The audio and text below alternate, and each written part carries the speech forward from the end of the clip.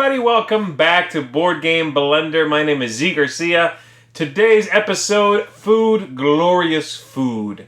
Food, Glorious Food.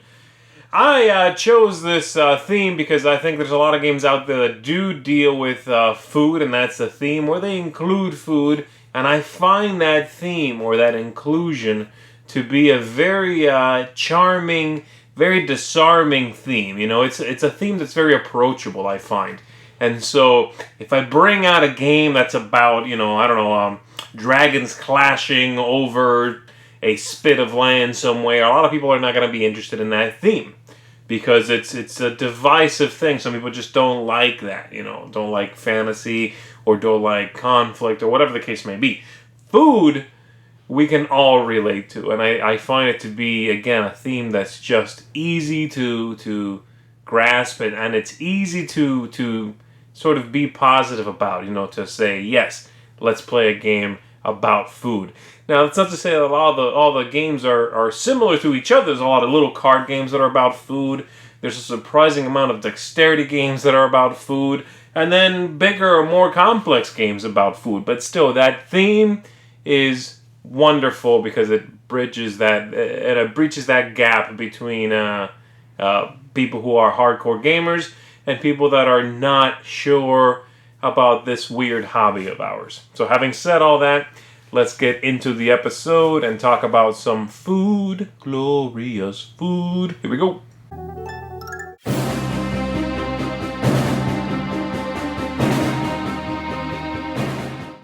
Howdy folks, this week the two-player showdown is short its better half. Rebecca just got out of surgery. She's feeling just fine, but she's not quite up recording just yet. So for this segment, Drake will be filling in for Rebecca.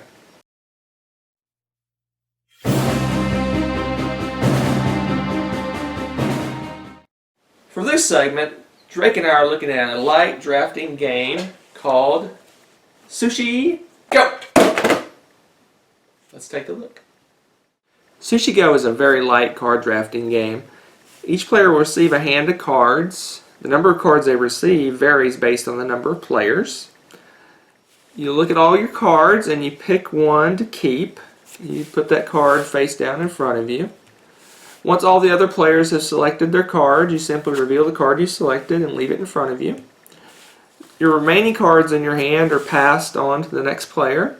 You'll receive a new set of cards. Again, you'll go through these cards, pick out one you like, put it face down in front of you. Once all the players have selected a card, you reveal. And this continues until all the cards have been selected, and you'll end up with the number of cards in front of you equal to the number of cards you started with. Once this happens, there's a round of scoring. Then you discard all the cards except for the pudding. The puddings are special. You keep those until the end of the game. They are scored at the end. Then again, you'll deal out a hand of cards to all the players, and you repeat that process again. You go through all your cards, select them one at a time, passing it and drafting the cards. You end up with another set of cards in front of you. You'll score that, and then you'll do that again for a third time, and you score again.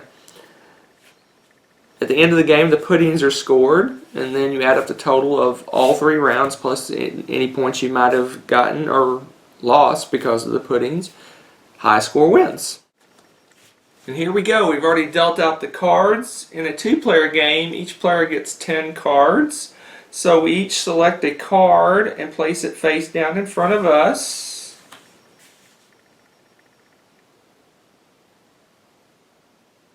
We each select a card and place it face down in front of us.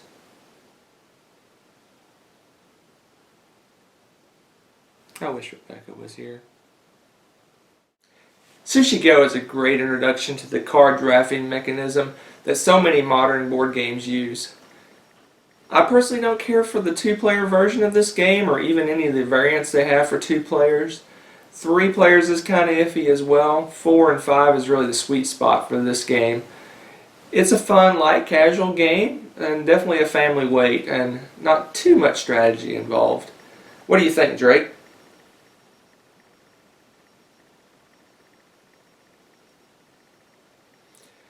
Well, there you have it. Sushi Go. Thank you so much for...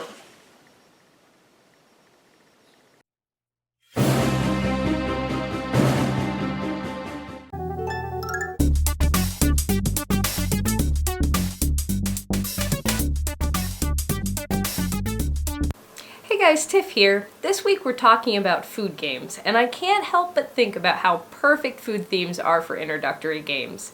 Seeing that we all need it to survive, food has universal appeal. You might have kids that can't connect to train themes or fantasy universes, but every kid eats. My middle school board game club has a great bunch of food games in their library, so I picked two to highlight this week: 5 Cucumbers and Baker's Dozen.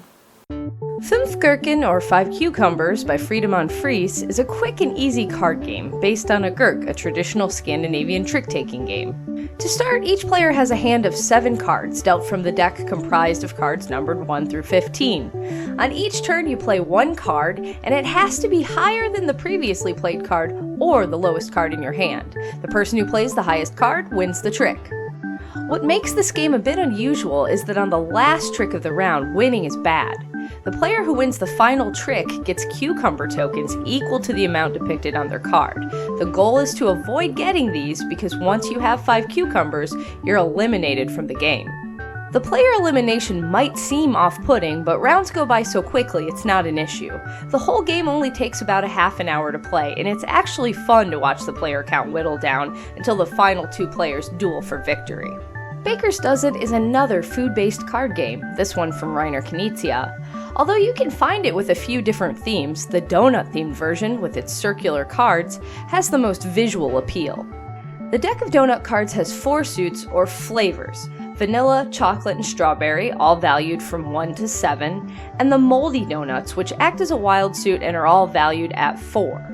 You start with a hand of donuts, playing 1 down each turn to form rows for each flavor. If you add a donut to a row and its sum goes over 13, you take all of the cards in that row. The round continues until all of the donuts have been played, then players count up their points. Each donut you collect is worth 1 point, but moldy donuts are worth 2, and this is another game where you don't want points. The interesting part of scoring this game is that if you have the most donuts of one flavor, you won't score any of those points. So you may be trying to collect certain rows to get a bunch of the same flavor. You play as many rounds as there are players, and the player with the fewest points wins the game. What makes 5 Cucumbers and Baker's Dozen work so well with my middle school board game club is their high player counts and simple rules. Both games play up to 6 players and take less than 5 minutes to teach. They also both have interesting, counterintuitive scoring systems where points are bad. They're super light, casual games, but there is a bit of hidden strategy beneath the surface. 5 Cucumbers in particular seems to have a very obvious course of action. Just get rid of your higher cards before the last trick. But what you soon come to realize is that you also have to protect the low cards in your hand. If one of your opponents is able to save a 15 until the second to last trick, you may be forced to discard your lowest card and take the cucumbers in the last trick. It's discovering this type of nuance that makes small box card games so infinitely replayable and fun. I highly recommend you check out 5 Cucumbers and Baker's Dozen, and I'll see you back next time.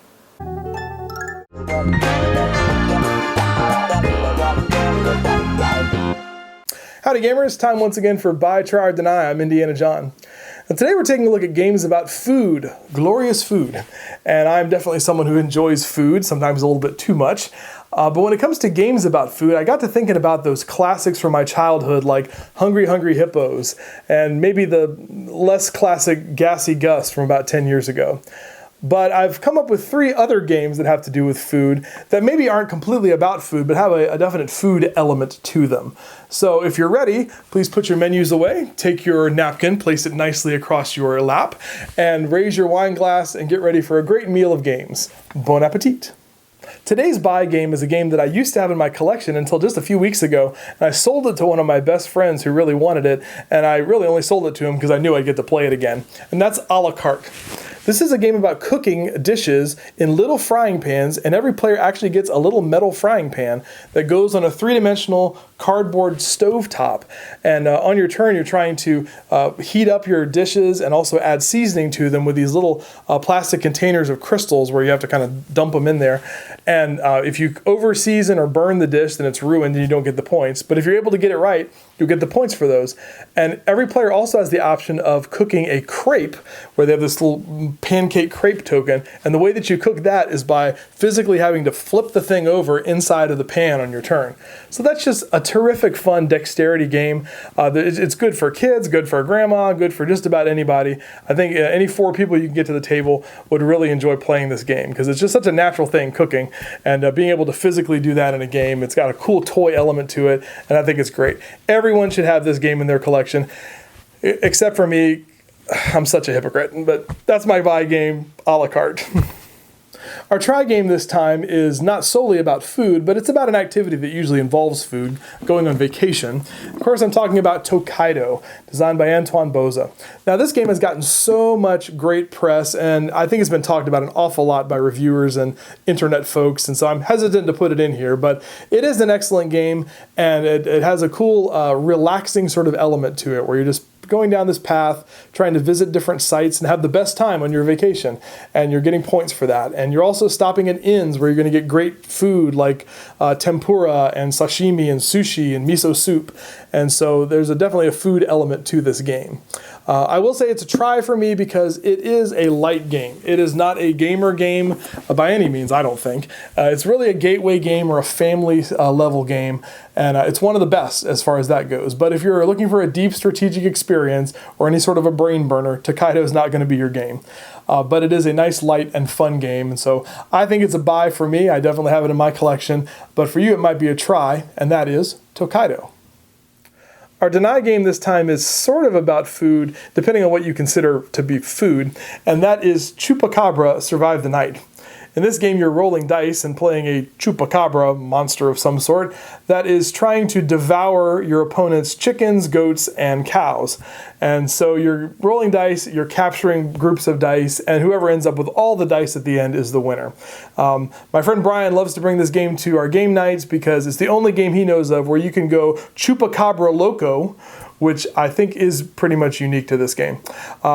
So it's not really a great game by any means. I think it's kind of a fun 5-minute filler, but it's just mindless dice rolling, almost no decisions in it whatsoever. The dice glow in the dark, but they don't glow in the dark very well, so it's just a ridiculous game. So, I mean, if you want just another filler in your collection that's going to be kind of bunko-like, then give it a try, but that's the deny for me this time. Chupacabra Survive the Night.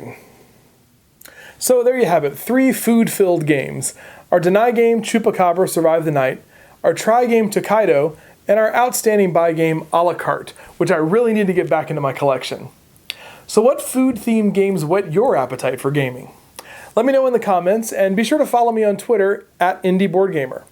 So to quote the folks over at the Nerdist podcast, enjoy your burrito, and game on.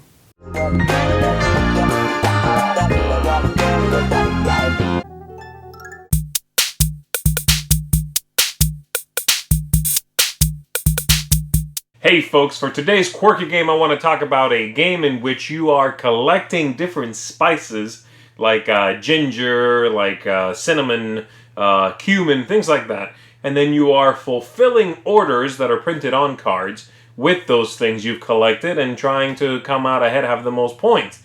The game is called Safranito. And the tricky thing, and the thing that makes this game really quirky and strange, is that to do all of these things, to collect all of these items, and to trigger some special powers found on the board, you are going to be taking your chips that look like poker pieces, like poker chips, with a little dot drilled through the center, and you are going to be flicking them onto the board. So yes, this game is a dexterity game through and through. You are going to be just grabbing those, throwing them in. The board has a built-in edge around the outside. So yes, the discs should hit the edge and bounce back in, and it works really well. It's a quality-made game, and you can even try to hit other people's pieces away from where they've previously landed. So it has a little bit of that in it, a little bit of the old, you're in a spot that's beneficial for you. I'm going to use your piece stop a mind from moving and transfer that energy and whoop you out of there, okay? So really clever stuff, and it takes this whole concept of set collection and flips it on its head, because when you bring this game out, it looks like a quote-unquote proper game. It looks like a serious game. The artwork is gorgeous, but it would appear to be and has all the trappings of a Euro-style collect things and trade them in for points, that sort of idea. But then when you tell everybody, okay, here are your chips, and they have values on the bottom, so you do pick, and then you tell them you're supposed to throw this into the board there and see what you hit, then everybody goes, wait, are you serious? This is, for real? So yeah, that's how the game works. And besides all of that, there is an interesting economic system in there, which the chips, as I said, have a number, and depending on where it landed, you can buy the thing where you landed, and the cost is what's printed on your chip, or you can sell some, And again, at that point, it takes into account everybody's chips. If multiple people are on the same spot, then you can buy or sell depending on the values. So interesting stuff, but definitely something only for the more adventurous gamers out there. You have to really be okay with the idea of an economic game that hinges on your ability to throw a chip into a pile of chips and hope that it smacks the other ones out of your way, it lands exactly where you want it to, and all of that. But I would recommend it if that sounds good to you. The game certainly is very well made, very attractive, as I said. And I would say if you want a quirky game about food to add to your collection, then Safranito is going to be right up your alley. Check that one out.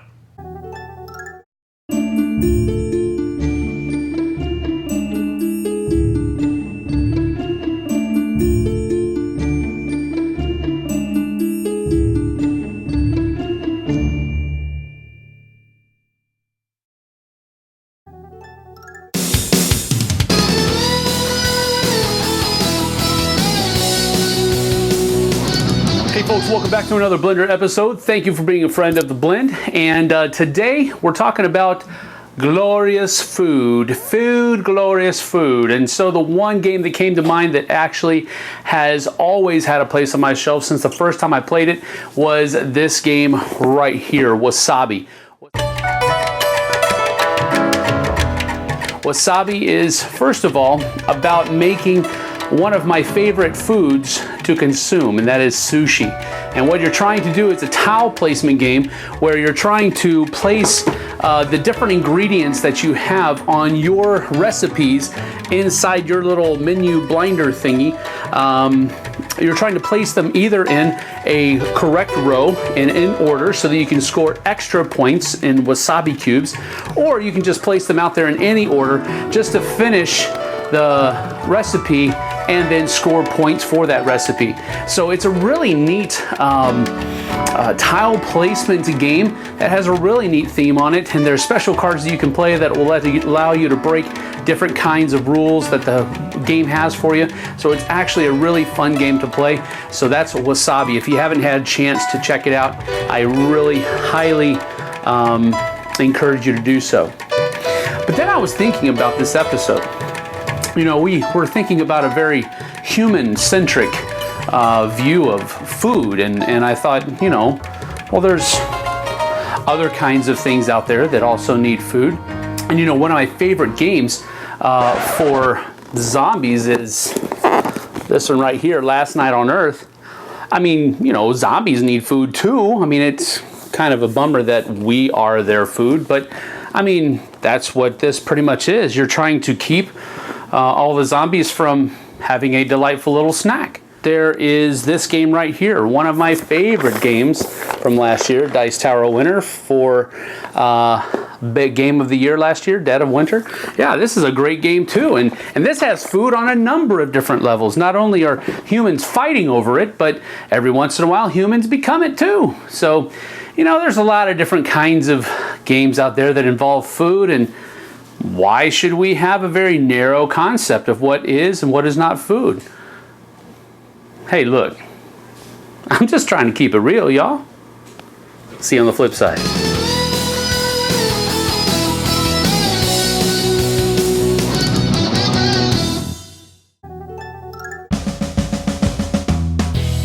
take a wild guess. You're Negan. Do you know who I am? I'm an associate for Marcellus Wallace.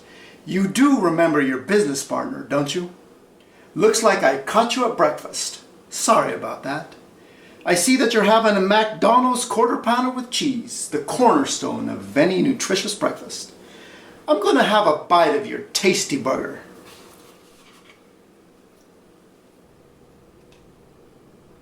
Oh, Lucille, I didn't realize this was your Royale with cheese. Sorry about that.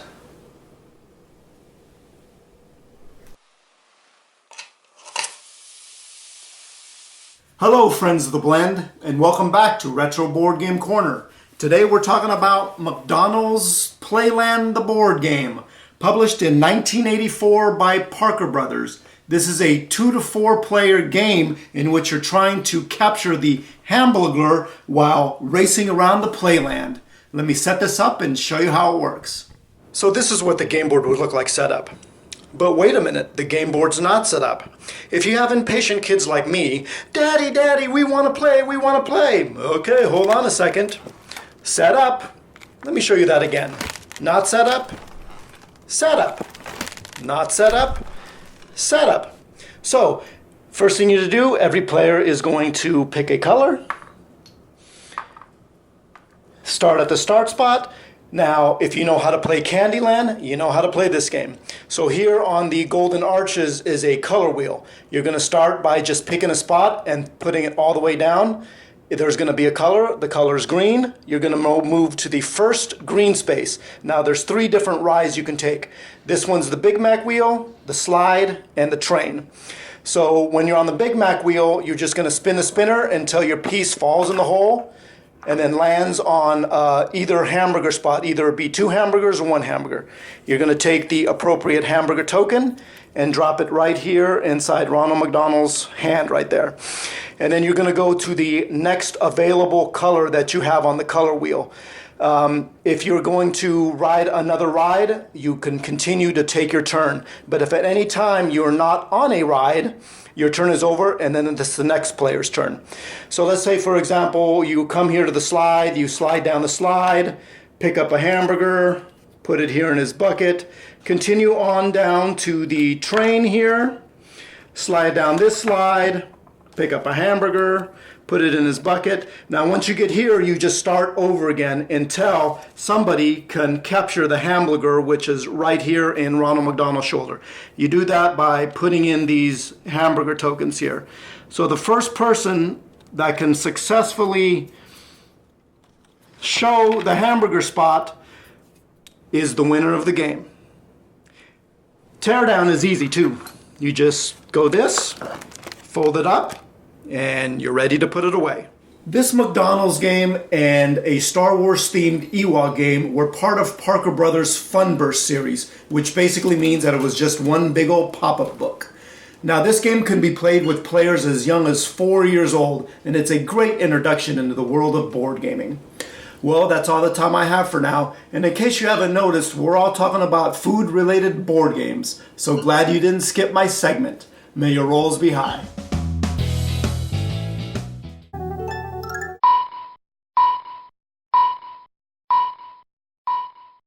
Hey folks, for today's Under the Radar game, I wanted to take a look at P. Malflaumen, which is going to be coming out soon in English as Plums. So I don't have to pronounce that anymore. I will be saying plums from now on. I also want to give out a quick nod to Just Dessert from Looney Labs, largely because all the desserts in that game are mouth-wateringly delicious. So, Plums here is a trick-taking game with a couple of interesting twists in it because it utilizes a few things that I've yet to see in other trick-taking games, and I don't think the game's getting enough attention for how clever and unique it is. Of course, there is the English version coming out, so hopefully when that does happen, it will get the attention. But so far, I really haven't heard too many people talking about it, so I figured I would point it out a little bit, shed some light on the game. Here's the things that the game does that I find to be very clever. First of all, it has 3 stages to it. So when you play the tricks in the game, you don't play with a single deck of cards. You're going to play with 1 deck first. And then once you've done that, then you play with a second stage of cards. And once you've done that, lastly, a third stage of cards. The cards themselves are not suited. They are just numbers, and the numbers never repeat. And so when you play, you don't have to worry about, oh, you have to follow suit. You can't follow suit. There's a trump. There's none of that stuff in this game. You simply play a card out. The card has a number and some sort of fruit in the middle and some kind of possibly action in the center between the numbers there. And everyone plays one. Let's say we have 4 people. Someone played the 5, then the next player played the 10, and the next player played the 19, and the last player played the 7. Well, the player that played the 19 played the best card, and they are going to be able to take one of the ones that were just played, and they keep that one. And there's a few things you might consider when you're taking one of these cards. You might just want that fruit, and so let's say I just want the pear. Then I'll take this card because I need one more pear. There's a set collection aspect to the game as well. Maybe I want some specific power that's in the middle of the card. And so I might take this card if I want the doggy card there. And this one gives you the puppy card right there, which stops people from taking your stuff, basically.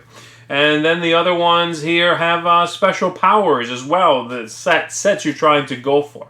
So for example, this card here has in the middle there, you are trying to collect an ABC set. So 3 fruits, all different, and if you cash that in, you are going to get 6 victory points. So that's what you're doing in the game. You are playing cards in a trick-taking style to then, from that pool of cards that you just created, draft cards back out of there and add them to the stuff you are building and make sets and score points and all that. And the cards get better as you go. So in the third age, for instance, this card here is 3 pairs, 2 A's, 2 B's, 2 C's, and if you can accomplish that, 15 points. That's a big deal. So if you can pull that off, very good. There's a couple of other weird little cards, like some cards will give you these pie cards because the game's theme has something to do with math and fruit. I have no idea. And these cards, you get to play these and add them to your played card, and they help you win basically the round. So if I play a 7 but I throw 1 pie card in there, it's actually a 10.14. So you're pumping it up. The fact that it is pie makes it kind of neat that you can never create a tie. So that's kind of cool. But that's basically the game. I found it to be really clever, very attractive. The food looks great. All the fruits are extremely well drawn and they just look amazing. The construction of the game is amazing and everything just works really well. Nice quick pace to it. So if you enjoy set collection games, if you enjoy trick-taking games, if you just want something clever, then I would recommend you check this one out. Again, I don't think it's getting enough attention and I do think it deserves it. So that in German, or very soon, plums. Check this one out.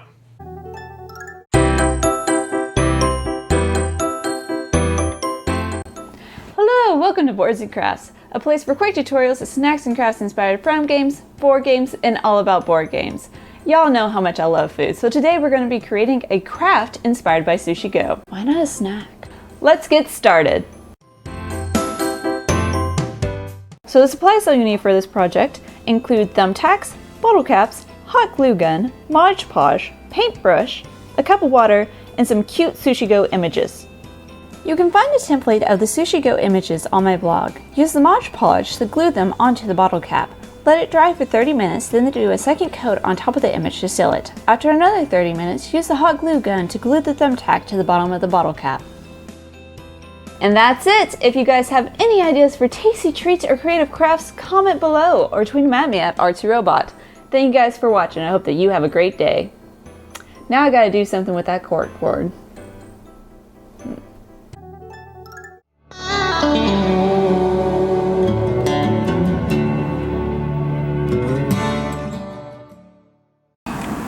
Hey everyone, it's Maggibot and for Blender. Today we are talking food in games. The first one that came to mind for me was Pizza Theory, because it was such a fun, cute little game. It came out a couple years ago. It was shaped like a pizza box, but it was an abstract strategy game, so it had a little trouble finding an audience. Something like a la carte, which looks so beautiful but also plays like a kitchen, is a little bit easier to sell for people than a giant pizza pie and an abstract way of trying to cut it into slices. But every player takes their pickup stick looking thing and they lay it over the pie, trying to get their piece to have the right fruits and veggies to make a lot of points. Really interesting game, and I definitely would recommend trying it if you can see it around. Another one that comes out kind of on a rainy day for us is Primordial Soup. Now this game is one of the most adorable art games you will ever see ever. You play little amoebas and they go out on the board and they're trying to eat other people's colored cubes, which are their amoeba's poops. So you go around and you're trying on this board to find the most diverse amount of cubes that you can. At the same time, there are lots of kind of a tech tree cards element to it, where you can buy defense or attacks or other things that'll let you help ignore the die that you have to roll to get around the board. And there are just some really cool elements to it. So it's another one of those great finds. My last yard sale find, if you can, is the Viva Java coffee game from Dice Hate Me Games. Viva Java was one of the first bag building games I ever played, as well as being a fantastic Euro-style game at the 6 to 8 player range. There are very few games that can do that, like Ladies and Gentlemen, but this is a full game experience with some semi-co-op elements that plays all the way up to 8. The only problem we had with this game was that the colors were rather similar, so you can't play in low light or with people with poor vision. We really enjoy the semi-cooperative nature because you are going to be filling your bag with different color beans and then pulling them out to make brews of coffee. At the same time, maybe you know that you can't get the right green-red combo to come out. You can use other players to kind of co-brew coffee together, and you both earn the points for it. So you have to keep attention out to see who's winning and make sure you're not helping them out on brews. It also has a tech tree element, which is always one of those things in games that I love. This one helps you to get extra beans and do extra powers, but it's easy to use and fun. Highly recommend this game as well if you can find it at a trade or used in a store or something. Thank you all for watching, and I will see you next time. Bye!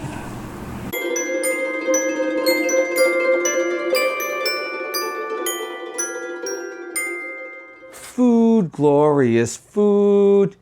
I just had to sing some Oliver during this because Stop trying to sing! because I'm not a good singer, but hey, I like song. And since we're talking about food, I want to talk about a designer who's actually done 3 different games based on food, and that's Jeffrey Allers. He's done a few tile placement games based on food, one of which is called Heartland, where you're kind of placing out tiles, building wheat and other things, other materials, and then having animals eat them and farming them in. Very, very good tile placement game. He also did another tile placement game called Citrus, where you're doing citrus farms and you're building out kind of chains of tiles and want to build long chains and have big connected routes. And that's another well done tile laying game. Obviously, as you can see, Jeffrey Allers has done a lot of tile laying games with food themes on top. But my favorite of his food themed games is actually a game called Piece of Cake. Now this game is one of the I split, you choose games. That's the kind of game where I will split something up, but then I will have last choice of what comes. And it's a set collecting game. You're splitting up this cake, or really it looks more like a pie than a cake. And then you're collecting and trying to get the most of the different types of cake pieces. And some of them you might eat for the whipped cream, some of them you might keep. It's just a phenomenal game. It's a game that should hopefully come back in print soon. And it's a game that I think everyone should play. Light filler, amazing game, Piece of Cake, and those are all designed by a great, great designer, Jeffrey Allers. That concludes our episode, everybody. Thank you so much for joining us. A big thanks to the contributors as well, and as always. And join us again in a couple of weeks where we're going to be talking about games that are not just for kids. So all those games that you know you've played or you've seen other folks playing that are clearly made for kids, but hey, adults can have a lot of fun with them too. So come on back and check us out with that. And as always, hey, stay a friend of the blend. I'll see you.